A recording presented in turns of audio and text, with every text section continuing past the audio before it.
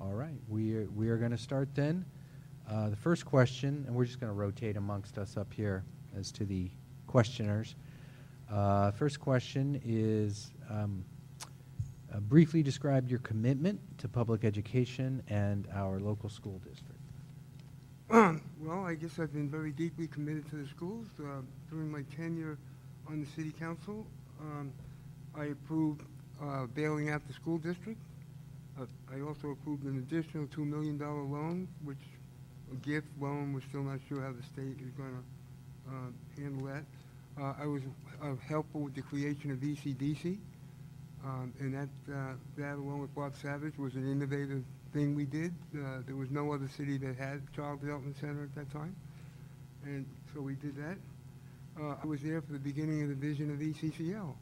I thought for many, many years how it could be effective and used as a community facility, and I think we're about to engage in a new endeavor here. I think having somebody from the city to help the board with that partnership would be very useful. Okay.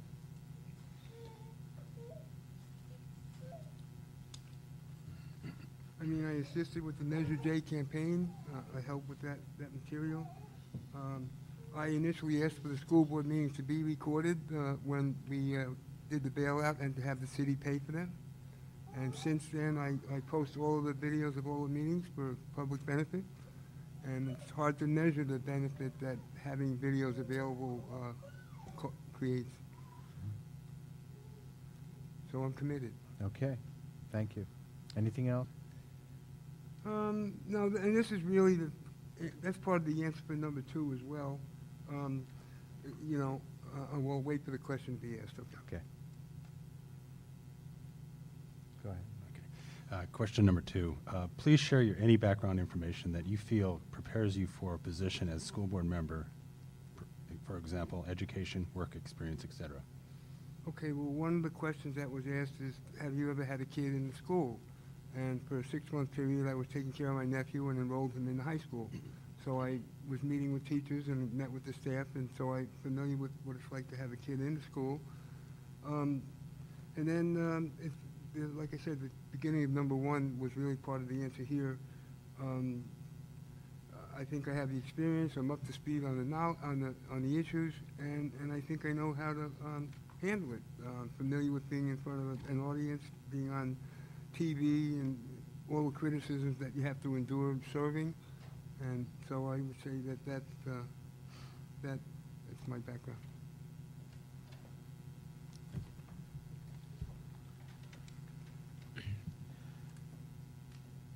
Can you describe your commitment to ensuring the board functions well and share any prior experience on working on boards or teams? Now, that's an interesting question. Can I ensure that the board works well? No, I can't do that. I can just do my part to make it work well. And specifically, I think it all depends on how you approach the meetings. If you come into the meeting and you want to find somebody in a lie or find somebody in violation, that's not a good idea. I think if there is a violation, I think somebody should make a phone call to somebody to try to rectify the situation before making a public issue out of it. The thing that the public dislikes the most is infighting among board members. That turns the public off more than anything else. And I think that has to be considered. When somebody on the board has a problem, that's bad for the whole district. It's not just bad for that individual.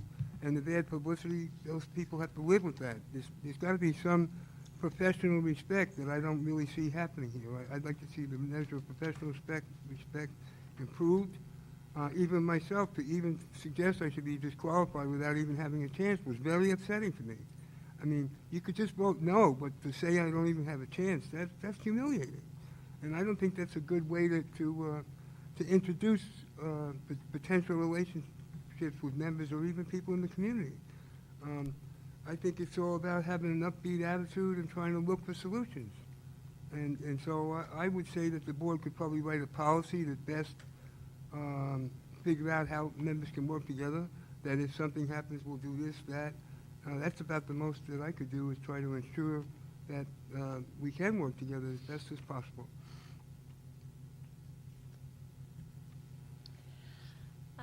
How does the board's role differ from that of the superintendent?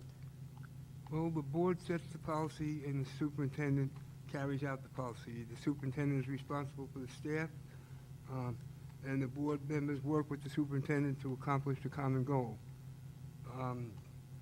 That's pretty important to understand where the role of a board member does end and the role of the manager of the personnel begins, because you can't tell anybody what to do. It all has to go through the superintendent, and that's an important process to be familiar with. So nobody steps on each other's toes, and each have a mutual respect for each other's roles.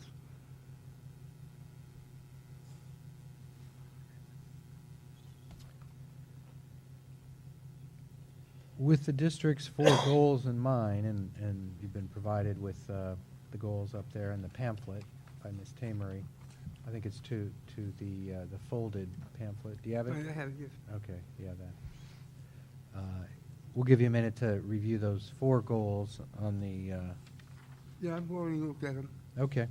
What do you see as the strengths of the Emery Unified School District? Well, when it comes to goals, I think there has to be a way to measure goals. If you just say you have a goal and you don't have a time period to take a look at it, then it's more like a mission than it is a goal. So I think these goals should have definite, well, part of the thing I want to advocate for is to have an annual meeting where we measure our goals and successes, because if you don't do that, they're not as meaningful. One of the goals that I think could be included here is dispute resolution, because I think that is something that people have to go through their whole lives, and learning how to work out problems is very beneficial. I also think that the I'm sorry, did you say New Year's resolution or? Dispute. Dispute resolution. Okay, thank you. I also think the language in these goals is a little bit too wordy. I mean, it's like you try to include everything, and if they have if they're more simply stated, I think it would be easy to remember and follow. When it comes to the strengths of the Emery Unified District, I would have to take a look at the neighboring districts to see what they have to offer, because your strength is really measured by comparison of what we have to offer, what other districts have to offer. The primary strength of the Emery district is its small size and the ability to work more closely with students. That's one of the things that I think makes Emery stand out. But I would have to know, I'd have to find out from the kids and the teachers what the issues are to really answer that question, and what they think is strengths and weaknesses, because those are the people, the subject of what we're doing. And their opinion really makes a difference here. And that goes to I'll wait for the next question to be answered. Yes. Okay, that would be Mr. Merriam's question. With the district's 4 goals in mind, what do you see as the area most needing improvement in the Emery Unified School District? Well, I think there needs to be better communication. I think that I'm not sure that I've seen many community meetings when the goals for the community have really been gone over. One of the goals for the community, I think, should be to attract all Emeryville students to the school instead of having inter-district transfers. I think that should be an ongoing goal. Bringing the community in, improving fundraising, for example. I think we could do a much better job of fundraising. And I would propose an annual recognition event where we show thanks to all who've given money and time to the district, where we recognize those individuals, and then create a forum for information to be shared.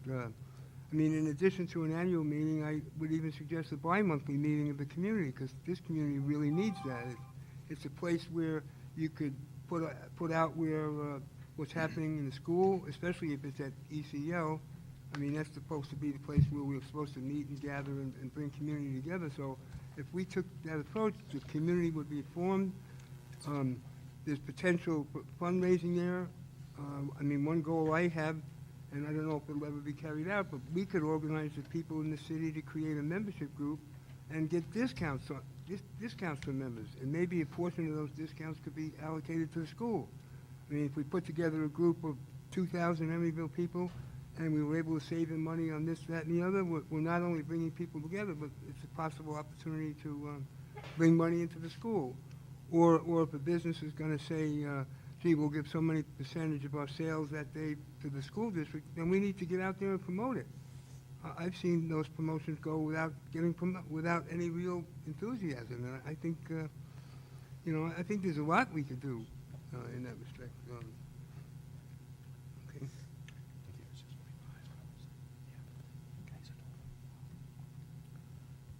Sorry, the next candidate just confirmed, so. You mentioned this already, but of the district's 4 goals, are there any you do not support? Do you have any additional goals you think should be considered? Yeah, I think equity needs to be in there. I didn't see anything about that. That's really the foundation of what the other goals are about, is equal treatment, fair treatment. And so I'd like to see equity added to that. I certainly, how could you not agree with the existing goals? I mean, they're motherhood and apple pie. Those are things that we should be doing. But as I said, I think they're a little wordy for people to remember. Okay. Are you aware that the district is striving to be a full-service community school district? And what does that mean to you? Well, that's what ECCL is supposed to be. A full-service school is that which goes beyond what's typically offered. You offer assistance in, mental programs, social programs, every way that you can reach out to the community to bring everyone together to work, for everybody's benefit. I would like to create an Emeryville Toastmasters Club and a Youth Toastmasters Club. I'm a member of Watergate Toastmasters for the last 8 years, and I know what value that really brings to learn about speaking, to identify how to structure reports and information. So I would like to see that happen. We've had a couple of youth programs here at the school before, and I did volunteer to work with that. And it's very, very worthwhile. Full-service school will have health services. We'll have so many services that would not otherwise be prepared, be offered. Again, I think we can make ECCL all that it was made to be. And at the same time, I want to make sure we have a good operating budget. I want to make sure we have the funds to do the things we need to do, and where possible, explore other opportunities. Think about having a school board member who attends all of the regional meetings that I attend. That would put education in their face. That would give me the opportunity to fold education into the regional planning effort. I'd like to see teacher housing, for example, and that's something I've spoke to Tony Thurman about. I have connections in the legislature all across the region, and I think if they know I'm a school board member, then I'll hear stories about what's happening in other districts.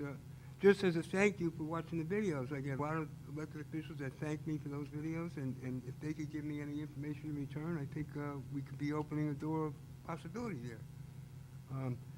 My presence, with the city, or my advocacy with the Emeryville, we're going to get like $500,000 to $1 million a year for the Emeryville that we wouldn't have otherwise gotten. Because I went out there and said, well, hey, you know what? The Emeryville is not even in the expenditure plan. And I was able to convince that board to include the possibility to fund the Emeryville, so I'm happy about that.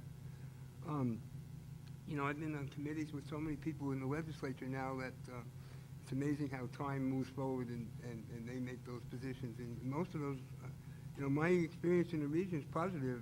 I've been chair of a lot of regional committees and 6-time mayor of Emeryville. And so I've really been, I was the first white president of an NAACP branch in the state of California. That was an interesting experience, going to Washington as one of the few white people there. I had 2 very successful nightclubs. We had the first karaoke club in the area that did very well. Hundreds of thousands of people got married in my place that met each other. And I want to bring that effort to the ECCL. That's what we need. That's what we should be focusing on, and that's one of the things that I want to do. I'm deeply committed. I don't have a family, so the city is my family, and I spend all my time working for public benefit. What can I do for the city, and what can I do for the region? and I love doing it. That may have been your closing statement, but you have time to give a final statement or revisit any of the other questions if you'd like. Well, I think Emeryville, the Emery district, is turning a tough corner in its history. We have a lot of opportunity, and that opportunity needs to go as well as possible. There's a lot of benefit this community can have if we can all come together. And one of the projects that I worked on for ABAG, which will one day be put in place, is a profile project where we would take every elected official and create a profile for them. And we could do the same in Emeryville. For all the people that want to participate in the community, if we find out something about them, then they'll know something about each other. We could find out their likes and dislikes and encourage them with information in that regard. The district can put something out there about what its needs are, and then make it more possible to fill those needs. People don't know what you need, and they can't offer anything to help. There's just a lot of innovative ways that I think I can help.